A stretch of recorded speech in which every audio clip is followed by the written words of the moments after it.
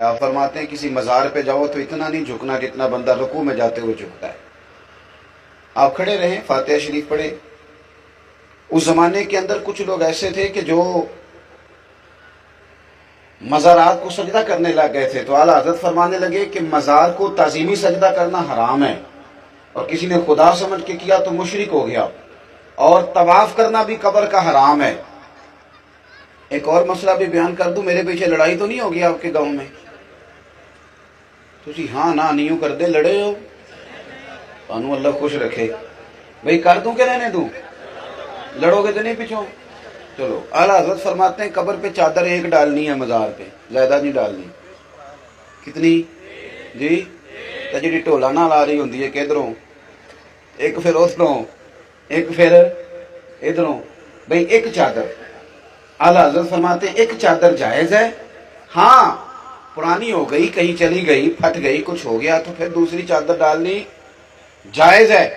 دیکھو میں کیا بیان کر رہا ہوں، اس کو سمجھو. اعلیٰ حضرت بریلوی سے کسی نے پوچھا کہ قبر کے اوپر جا کے کوئی مٹھائی، کوئی چیز قبر کے اوپر ڈال دیں جانوروں کے لیے؟ آپ کا نہیں مجھے پتا، لیکن میں نے دیکھا ہے کہ لوگ نا مسور کی دال لے جاتے ہیں قبرستان، جا کے ڈالتے ہیں. تو اعلیٰ حضرت سے پوچھا کہ حضور یہ جائز ہے؟ آپ فرمانے لگے یہاں ڈالنے کا مقصد ہی کوئی نہیں، یہ کوئی رسم ہے.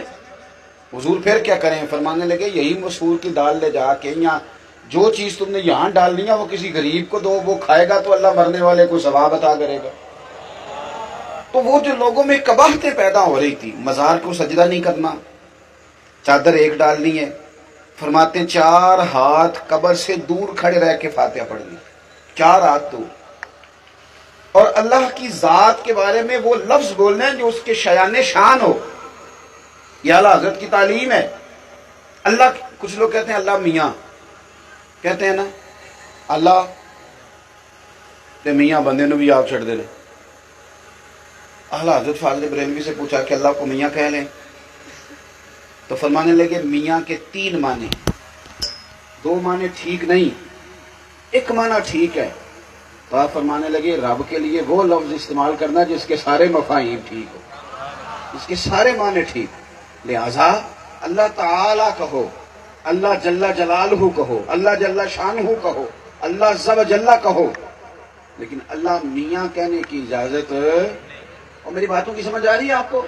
میں بڑی آسان کر کے باتیں کر رہا ہوں، آپ سمجھیں. تو ہم لوگوں نے یہ کرنا ہے کہ ہم نے یہ چیزیں سیکھنی ہے. اللہ میاں کہنے کی کیا ضرورت ہے؟ اللہ تعالیٰ کہیں، اللہ جل جلالہ کہیں، اللہ جل شانہ کہیں.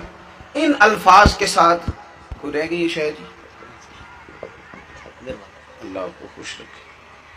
اب یہ بھی ساری رسمیں ہیں، وہ پہلے شادیوں پہ رسمیں ہوتی تھیں، اب میں دوستوں سے اکثر کہتا ہوں کہ محفلوں میں بھی ہوتی. یہ تو پیار سے کر رہے ہیں، امید ہے نیت تبلیغ دین کی ہوگی، اللہ تعالیٰ جزائے خیر عطا فرمائے. لیکن میرا موقف یہ ہے کہ ویڈیو فرض تو نہیں نا دین میں.